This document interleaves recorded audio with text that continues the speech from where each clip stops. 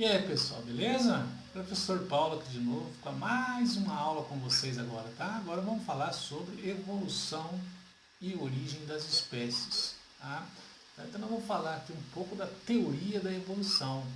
As principais teorias, por exemplo, as principais mesmo, né? Bem basicão, tá? Pegar ali do fixismo, Lamarck, Darwin e o neodarwinismo, ok? Então é isso aí. Vamos partir lá para a nossa telinha para a gente estar explicando melhor para vocês. Evolução é o processo pelo qual ocorrem as mudanças ou transformações nos seres vivos ao longo do tempo, dando origem a novas espécies. Então vamos lá. Adaptação é a capacidade de sobrevivência e reprodução de uma espécie num determinado ambiente. Então olha só. Nós temos aqui dois seres, né? Um ser humano e um chimpanzé. Olha só como são semelhantes essas formas de vida. Então vamos aprender um pouco sobre isso daí, como que ocorreu esta evolução. Então nós temos lá as principais teorias evolucionistas: fixismo, lamarquismo, o darwinismo e o que veio depois de Darwin, chamado de neodarwinismo ou teoria sintética da evolução. Aqui, nesse caso, contribuir, os trabalhos de Mendel vieram a contribuir para a compreensão desse teoria do darwinismo, sobre Darwin. Teoria do fixismo surgiu na Antiguidade, na Idade Média, foi agregada ao cristianismo e incorporado pelo naturalista Linneu na elaboração do seu sistema de classificação. Então Linneu foi aquele cara que criou o sistema de classificação, criou as categorias para separar os seres vivos dentro de categorias taxonômicas. E ele era adepto ao fixismo. De acordo com o fixismo, os seres eram imutáveis, não sofriam alterações, delimitados e criados por uma obra divina e por isso não precisavam mudar, ficavam sempre iguais ao longo do tempo. Propõem que as espécies foram criadas prontas por um ser superior e não precisavam de modificação com o tempo. Esta é a teoria do fixismo, o que eles se pegavam.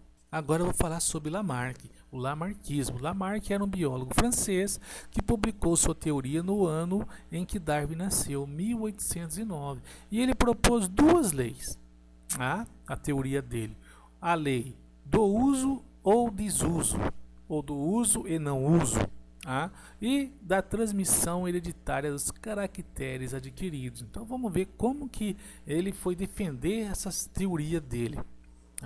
Pela lei do uso e não uso, ou uso e desuso, e o uso contínuo de um órgão, hipertrofia. Então ele dizia que se eu começar a usar demais um órgão do meu corpo, esse órgão vai se desenvolver, vai aumentar, vai hipertrofiar. E usou como exemplo as girafas de pescoços e patas dianteiras. Como elas usavam muito as patas dianteiras e o pescoço para pegar alimento mais alto nas copas das árvores, essas patas aumentaram de tamanho e cresceram, e o pescoço também cresceu. E essa característica foi transmitida para os seus descendentes, tendo girafas somente de pescoço longo hoje. E ele também dizia que o seu desuso atrofia, aquele órgão que eu não preciso usar, atrofia. De certo modo não está errado, porque se eu engesso um braço e fico 30 dias com esse braço engessado, daqui a 30 dias quando eu tirar esse gesso, o meu braço que estava engessado está mais fino do que o outro braço, justamente porque esse braço engessado estava em desuso. Eu não estava usando ele, não estava movimentando a sua musculatura. Já pensou ficar aí 10, 20 anos sem o uso de um membro? Esse membro vai atrofiar de verdade. Então aqui ele usou as girafas para representar ou para colocar a teoria. Segundo ele, antigamente existia somente girafa de pescoço curto.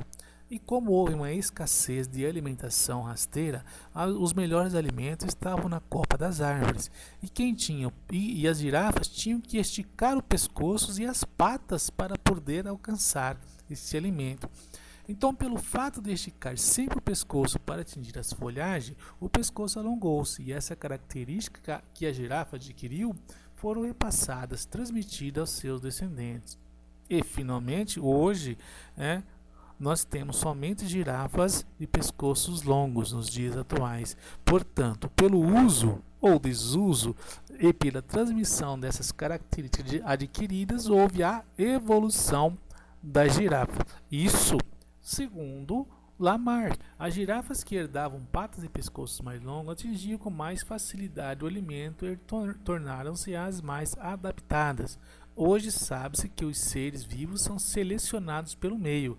Então, é o meio que vai selecionar o ser. Charles Darwin, filho de médico, iniciou medicina, mas sentiu-se sem vocação, então fez teologia. Com 22 anos, iniciou uma viagem ao redor do mundo, que durou 5 anos. Sua teoria, a teoria da seleção natural. Somente com a ideia da evolução proposta por esse cara Darwin, o conceito de evolução se consolidou.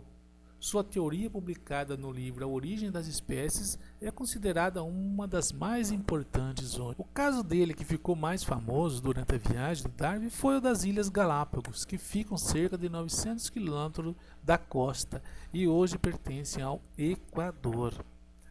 Galápagos, o nome provém das tartarugas gigantes, iguanas terrestres e iguanas marinhas. Ele também usou a mesma explicação das girafas para compor a sua teoria, defender a sua teoria. Só que ele dizia que existia girafas tanto de pescoço longo quanto de pescoço curto. Tinha variáveis tamanhos.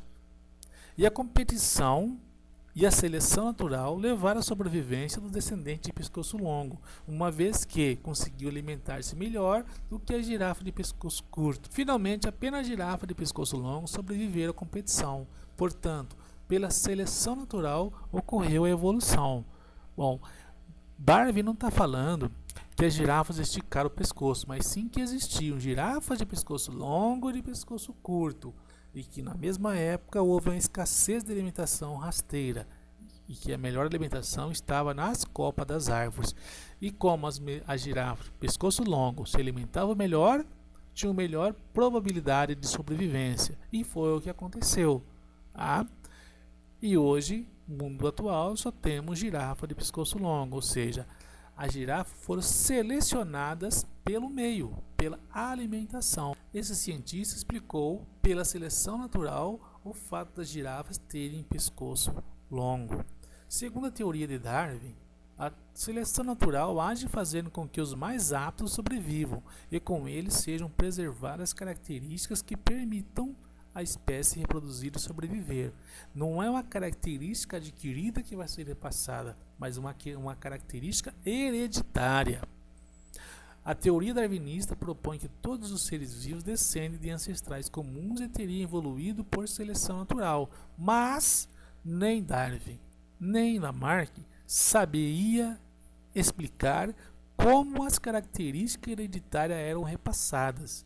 Darwin não sabia explicar como que essa característica era repassada aos descendentes. E a teoria sintética da evolução? O principal problema dessa ideia de Darwin foi a falta de uma teoria que lhe explicasse a origem e a transmissão das variações. Darwin não sabia explicar como os indivíduos com novas características poderiam surgir. Não conseguiu responder a todas as críticas, pois desconhecia a existência de mutação e as leis da hereditariedade de Mendel. Então, os trabalhos de Darwin só foram aceitos, só foram conclusivos após as descobertas de Mendel com as ervilhas, os trabalhos de Mendel. Então, os trabalhos de Mendel só vieram a ajudar a compreender como essas características eram passadas aos seus descendentes. Então, pessoal, essa é a primeira parte que nós vamos estar falando da evolução. Então, nós falamos lá do fixismo, lamarquismo, darwinismo. E vou deixar a teoria sintética da evolução, que é o neodarwinismo, para um próximo assunto. Beleza?